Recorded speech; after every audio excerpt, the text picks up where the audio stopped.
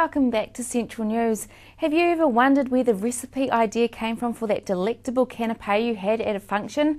Who creates such exquisite dishes? One very talented Bay of Plenty woman does exactly that, but her point of difference is that all the products come from the Bay of Plenty. Belinda joins me now. Belinda, thanks for coming on the show today. Now tell us, what made you decide to take up this challenge to turn people's products into a dish that has the taste buds dancing? I think it was the fact that the Bay of Plenty Times, which is the local paper in Tauranga, has the Bay News, and they were using an extract out of a cookbook. And I thought, this is wrong. We should be using a local person, get some local products, get it into the newspaper and create dishes around those products. Absolutely. And what makes your business true to the Bay? I think it's the fact that when I'm catering, I'm not compromising on the quality or definitely not the service, and the people's products that I'm using, I treat it as though it was my own product and just making something fabulous out of that product. And what do those businesses in the Bay with their products? So you must get some very interesting products. How much do they appreciate the dishes that you create with them? They absolutely do. People want to see their dishes created into into recipes, and it was an excellent idea for me to go. Particularly, I go to the Tauranga Farmers Market because that's where all the people are that make these beautiful products. Take them and put them into this recipe, so they all really appreciate it. Yeah, and farmers markets, they're very much in putting other people's products and new products out there, aren't they? Definitely, yes. And there's so much in the Bay.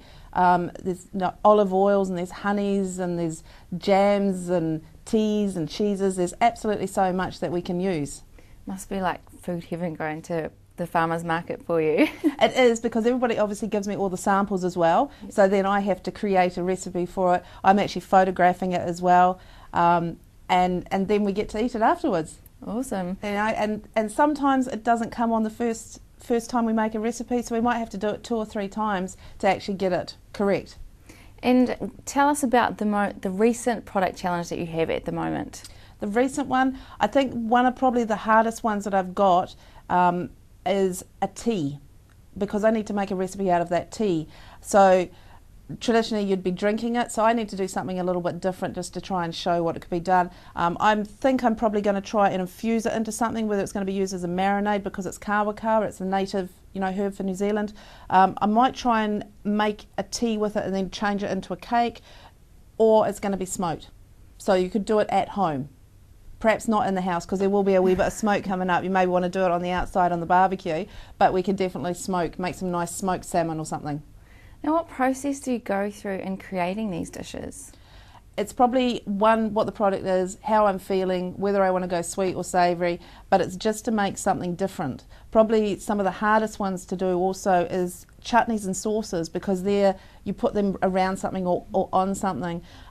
So taking somebody's sauce, we've got Nanak Road who do a fantastic white chocolate and peach schnapps sauce. So I looked at that. There's not a lot I can't improve that. So I actually made a wee pudding that goes along with it, and that was a white chocolate and peach schnapps pudding, so with the sauce that goes along with it. So I guess in some cases it's more complementing the product. Sometimes, yeah. Yeah, because you still want to keep the integrity of that product as well.